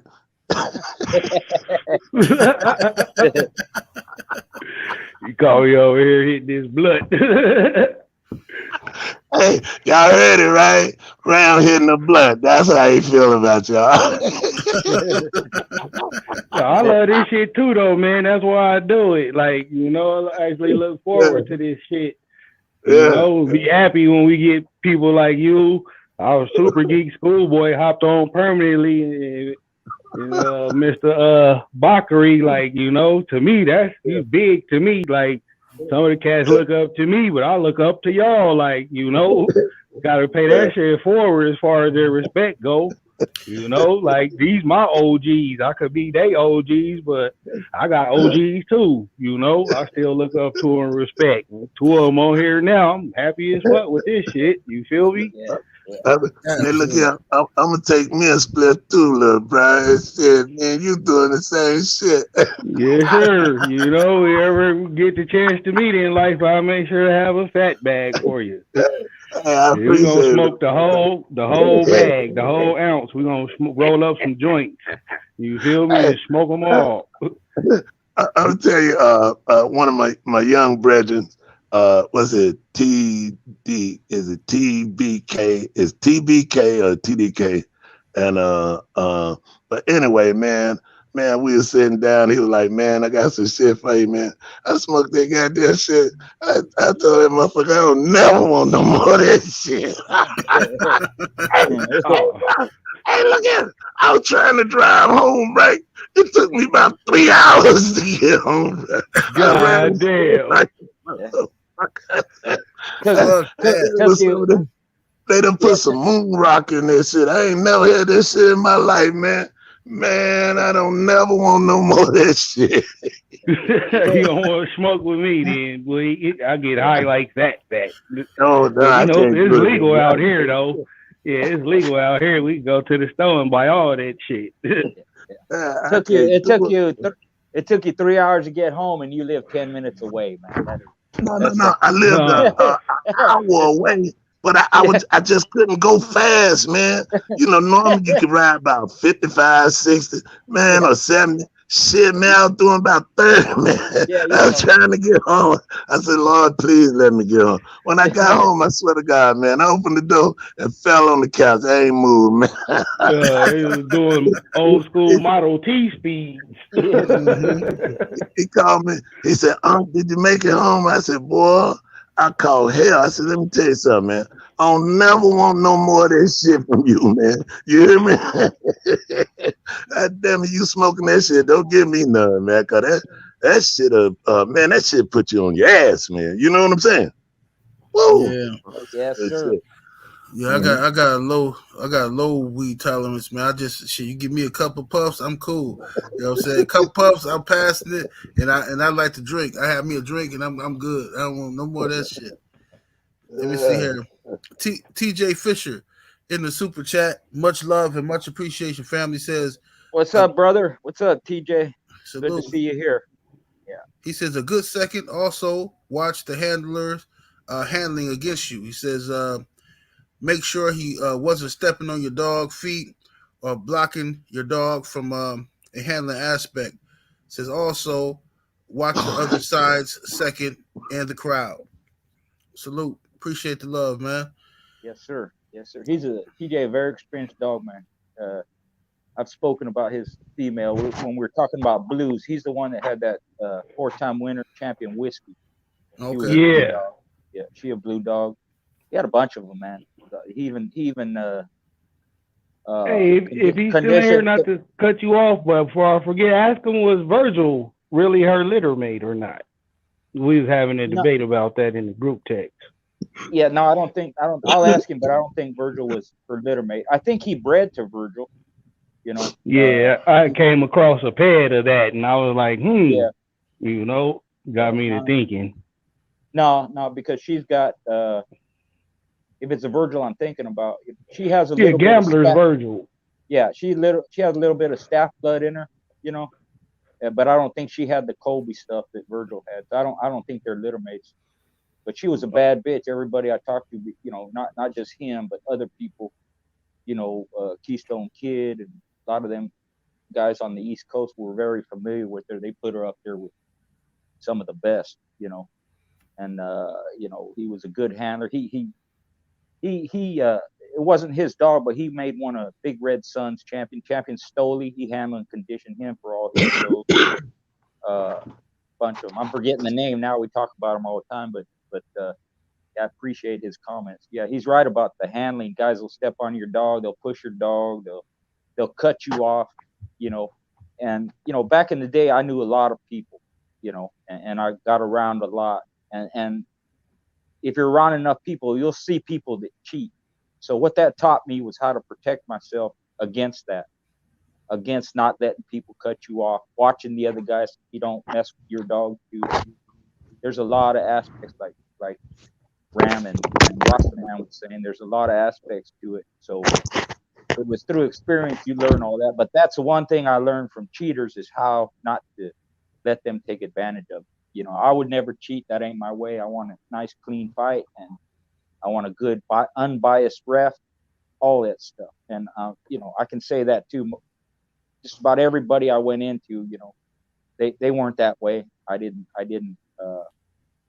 have any problems, you know, never been rubbed. I had, you know, I'm not saying it don't happen. It's a shame that it does. But people you know, Scratch and Stitch and LA Dream Team, Smith and Wesson and Chainsaw and Vinny, you know, Romeo and Mr. K and all them guys we went into, you know, Cat and Company, all straight up guys, give you a fair shake, do things the right way. But it was important to understand that there are people that cheat and how to protect yourself against that, you know, all that's important. So good points, TJ. Thank you, brother. And salute to TJ back in the super chat. Appreciate the love. He says Bob's dog Virgil was not related to my dog. Right. Can I make a point right quick before you move on? Yes, sir. See, this is what happens when the referee doesn't take full responsibility for the welfare of the dogs. Is if the referee is straight up about the dogs and not the individuals, then all that cutting dogs off and doing all that shit ain't gonna be happening. Because the referee gonna let it be known from the beginning. Don't do this here. Don't do this here.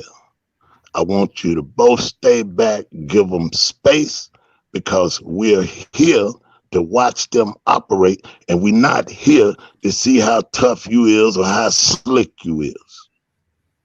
You see, the referee has to get down with them and let them know this, because this is the only way it's going to be done in the sense where it don't lead to other dumb shit.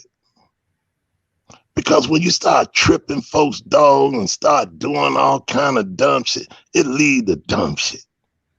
But if everybody stay out the way and let them go, and when they get slow, then you move in. But until then, you just stand back.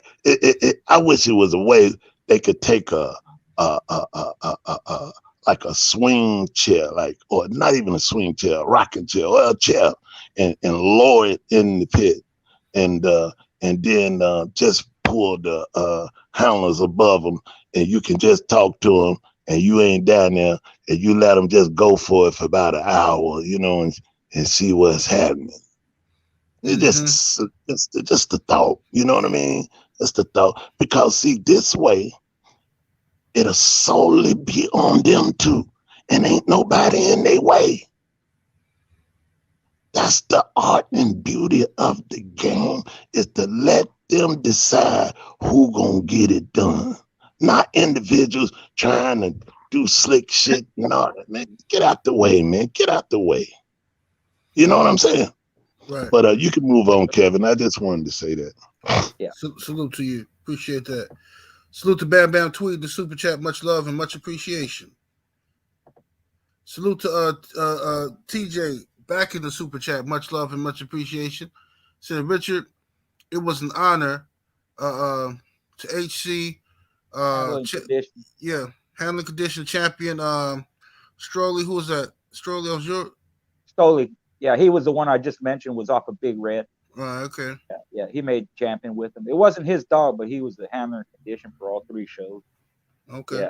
Yeah. Seems a very good dog. Yeah. Salute. Appreciate that. And I want to say thank you all, man. This has been a wonderful episode, man. Wonderful episode. And you know, are we bringing it to a close? Yes, sir. Hey, yes, before sir. we do that, I just want to say this, Kevin, and this might be off the grid, but somebody told me that Perry Powell told him that he knocked me out. I just want to tell a quick story right quick. Oh, yeah, no problem. Perry Powell hit me off guard, and then he did the Michael Jackson Thriller moonwalk, looking left to right, going backwards. Now, I was trying to get to his ass. You understand? But if he wanted to engage, he had his opportunity, but he chose to let everybody come between us. And I just want everybody to know that I don't know what he's delusional about, because I ain't fall on no ground and didn't nobody help me up. But I was ready to get at his ass, and he did the right thing. Get the fuck away from me. So I apologize for saying anything about it, but I just want everybody to know that, you know, that this brother running around telling me damn lies about he knocked me out. He couldn't knock a goddamn punk out if he wanted to. Hey, it is a market for old school cats to fight now. You know, we can promote it, line it up, you know, set it up. Yeah. Put it on pay-per-view, $50, you know, everybody will pay to see that. Well, I'm down for the money. Oh, yeah, of course. You're going to get the biggest part of the check. I just, you know, look out for me on the vid. You feel me? Yeah, this has been a wonderful episode, man. And I thank Roster, man, for blessing us with his presence. And once again, Schoolboy as well. And always welcome down, Ram. This is few places I can go and learn something every time I talk to y'all, you know what I mean? And this is like the epitome of the saying, when grown folks talking, shut the fuck up, you know what I mean? So I let y'all speak. I learn, and the chat learns, and it's an honor to be on this panel with y'all. Just want to let y'all know that. Appreciate you. All right, thank you, man. I thank everybody for listening. Yes, indeed. All right. Make sure y'all go I on appreciate Facebook. that, man. You know, Yeah. I'm more geeked having them on than, you know, being on here every week. You know, that's big to me. Oh, absolutely, man. I mean, I'm in a good listen, man. Just think about this, man. I mean, I'm blessed. Well, if I got a question, look at the people I can call if I got a question about some dogs. You know what I mean? Look at the people I got to pull resources for. I can pick their brain. You know what I mean? I know that PC people jealous, and y'all supposed to be jealous, but hey, that's how it is. You know what I mean? Let me make sure y'all go on Facebook Messenger, hit up Schoolboy, sign up for the ICD. Our dog registry, do register your dogs, get your dogs registered with Schoolboy. You know what I mean? And Ram, why don't you go ahead and give the people a disclaimer? Man, you already know none of this shit is intended for, nor should it be used for any illegal purposes at all. If that's what you out there doing, man, cut the shit. And if you can't cut it, cut the shit out online, man. You ain't got to advertise that shit. That's the dumbest shit ever. It's the weekend. Don't be drinking and driving. If you're out there in the club tonight, man, you're not one. If it, remember, you put your fingers in it and it look like horchata, don't do it. Other than that, man, y'all be safe.